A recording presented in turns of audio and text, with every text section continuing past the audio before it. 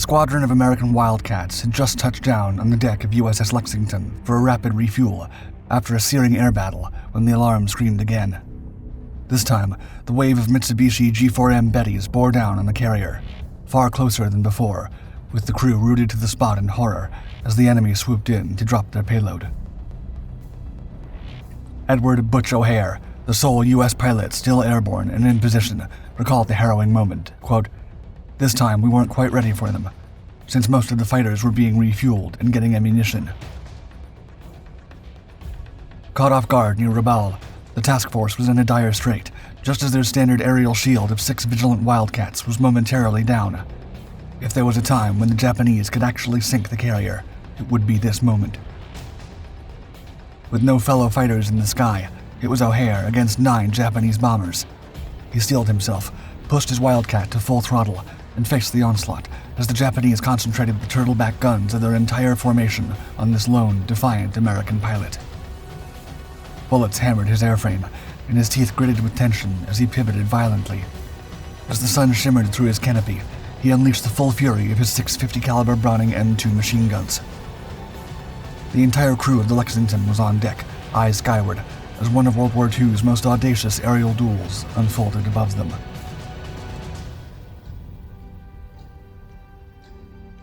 O'Hare was never meant to operate from Lexington. He and the rest of Fighter Squadron 3, or VF-3, were assigned to USS Saratoga. Under the seasoned wing of Lieutenant Commander John Thatch, O'Hare honed his skills as a remarkable fighter pilot. Yet destiny had a twist in store. On January 11, 1942, USS Saratoga, sailing about 500 miles south of Hawaii, fell into the crosshairs of the Japanese submarine I-6. A torpedo, launched from beneath the waves, slammed into the Saratoga's port side below the waterline. The explosion was deadly, claiming 6 crew members and breaching several compartments. Despite her wounds, Saratoga managed to stagger back to Pearl Harbor under her own steam. Still, she would be docked for extensive repairs. With Saratoga sidelined, Fighter Squadron 3 found a new home aboard the Lexington, her sister ship.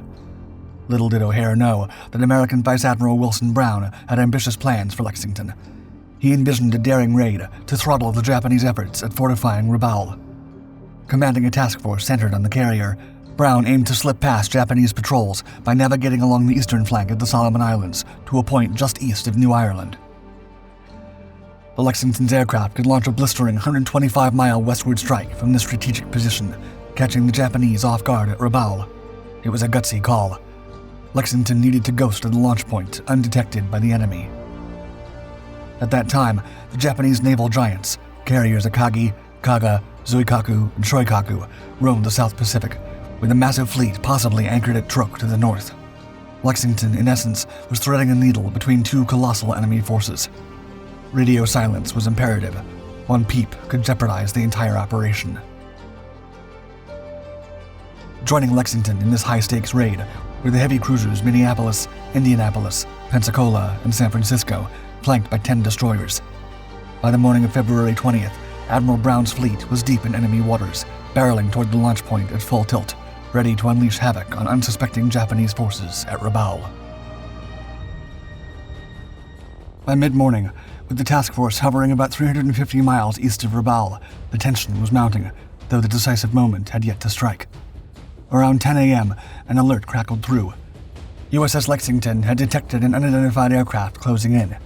It was likely a Japanese long-range scout aiming to pinpoint the American fleet's whereabouts.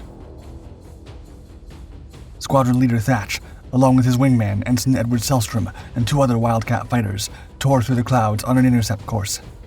Thatch recounted the heart-stopping moment when the skies cleared, quote, "Suddenly the cloud opened right in the center. There, right under me, was a Mavis, a 4-engine patrol bomber larger than the Pan American Clipper. I don't know which one of us was more surprised." The enemy plane and the Wildcats weaved back into the dense rain clouds, disappearing from view. But Thatch pressed on, soon spotting the massive outline of the Mavis as it broke from the storm. The Wildcats unleashed a blistering barrage, riddling the bomber's fuel tanks and causing gasoline to trail behind it. While Thatch and Selstrom put down the initial scout, their comrades took out a second Mavis. Despite their tactical victory, the skirmish had a downside. The scouts had managed to send Lexington's coordinates back to their base. Regrouping aboard the carrier, the pilots grabbed a quick lunch while steeling themselves for the expected backlash. The atmosphere was electric. Japanese retaliation seemed inevitable. Suddenly, the radar lit up with incoming threats. Twin-engine Mitsubishi G4M Betty bombers, each packed with firepower, racing in from 25 miles away. Dispatched from Rabaul, the very target of Lexington's intended strike, these 9 bombers were barreling toward them, poised to deliver a crushing blow. Thatch rallied the squadron again, bolstering the standard patrol with 6 additional Wildcats fresh off a landing rotation. He ordered Edward Butch O'Hare and his wingman, Lieutenant Marion Dufilo, to hover over the Lexington, ready to serve as the last line of defense, while the rest of the squadron took on the inbound enemy. The ensuing dogfight was fierce but swift, wrapping up in just under 10 minutes. Thatch recalled the first encounter, quote, "When first seen, they were 12 miles out at 12,000 feet, flying in a slight dive toward the 10,000-foot level. They were armed to the teeth, machine guns and 20mm cannons in the turtleback, tail, and nose positions. His fighters plunged into the fray, and as soon as they opened fire, 2 Japanese bombers tumbled from the sky." In a blistering display of aerial prowess, the American pilots knocked 6 bombers out of the sky. Lexington's own anti-aircraft guns snagged 2 more, both already wounded by Wildcat fire. A single bomber, badly battered, managed to escape. Impressively, no bombs landed near the Lexington, though the encounter was not without sacrifices. 2 Wildcats were lost. As the dust settled, some Wildcats chased the fleeing bomber, while others, their fuel gauges nearly empty, returned to land on Lexington. O'Hare and Dufilo continued to patrol overhead, their presence a thin shield over the vulnerable carrier. With their ranks thinned and fuel dwindling, the squadron was stretched to its limits, poorly positioned for another wave of attackers. Then, the alarm blared anew. Lexington's radar detected another squadron of bombers, identical to the first, speeding in from the opposite direction in 3 tight V formations. This new threat was alarmingly close to the carrier, on a direct course for attack. O'Hare later recounted, quote, "This time we weren't quite ready for them, since most of the fighters were being refueled and rearmed.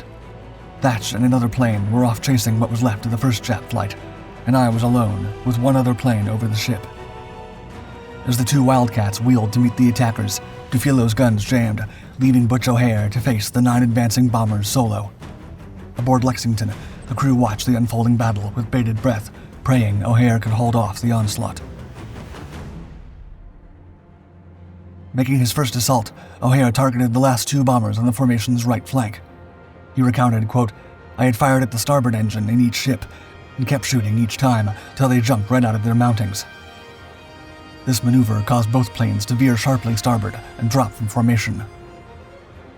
Wheeling his Wildcat around, O'Hare attacked from the opposite side, aiming his fire at the nearest plane. He detailed, quote, "I fired into the port engines of that plane and saw it jump out." As the 3rd bomber skidded violently and fell away, O'Hare swung back to strike the tail end of the middle V, focusing fire on the engines again. This bomber was swiftly engulfed in flames and spiraled into the sea. As the remaining Japanese bombers closed in on the Lexington, now well within range, the ship's anti-aircraft battery sprang into action. Undeterred by the looming danger, O'Hare made a 3rd pass, taking down a 5th bomber. He managed to damage another before his ammunition ran dry. He lamented, quote, "The last Jap I went after I could have downed, except my gun stopped after 10 rounds when I ran out of ammunition." The intense exchange lasted a mere 4 minutes. Reinforcements arrived in the nick of time as Thatch and several Wildcats, who had observed the onslaught from afar, finally closed in. Thatch marveled, quote, "How O'Hare survived the concentrated fire of this Japanese formation, I don't know. Each time he came in, the turtleback guns of the whole group were turned on him. I could see the tracers curling all around him, and it looked to us as if he would go at any second." Thatch's squadron managed to scatter the remaining attackers. However, 1 damaged Betty made a desperate final run at Lexington from the rear. The cruisers and destroyers unleashed a torrent of anti-aircraft fire, eventually smoking the bomber just 200 yards off the carrier's stern. The Wildcats and Lexington's guns blasted 3 more bombers out of the sky. Although bombs dropped perilously close, within 50 yards of the ship, Lexington remained unscathed. By the battle's end, 8 out of 9 bombers were destroyed, with O'Hare personally accounting for 5. The crew of Lexington erupted in jubilation at the downfall of the Japanese bombers, prompting Admiral Brown to have to remind them, quote, "This was not a football game." Following this fierce aerial combat, Admiral Brown called off his planned strike on Rabaul. In total, 16 Japanese aircraft, including the earlier flying boats, fell to Lexington and its gallant airmen. Butch O'Hare received a hero's welcome as his Wildcat touched down on USS Lexington's flight deck. The modest O'Hare was eager to rejoin the fray, expressing a simple desire as he climbed from his cockpit, quote, "I'm okay. Just load those ammo belts and I'll get back up. But first I want a drink of water." Although he did not take to the skies again that day, O'Hare ascended to the bridge, where Admiral Brown formally congratulated him. Upon the squadron's return to Pearl Harbor, O'Hare was promptly sent to Washington, D.C. Facing a swarm of reporters, he downplayed his extraordinary feats in the air battle with his typical understatement, quote, "There wasn't much to do but to shoot him." In recognition of his gallantry, Thatch recommended that O'Hare be awarded the Medal of Honor. O'Hare became the face of American heroism during the war, and after receiving the Medal of Honor from President Franklin D. Roosevelt, spent several months touring across America. He was received as a hero in every town and city he visited. In June 1942, he returned to service as a lieutenant commander and was in charge of his own squadron of Grumman F-6F Hellcat fighters. He was a fearsome and innovative leader, keen on countering Japan's latest threat. Japanese pilots had learned that the best time to attack American ships was at night, when American fighters could not operate effectively. A scout plane would find the U.S. vessels from a flare, and then the swarm of Japanese torpedo bombers would come in to drop their loads.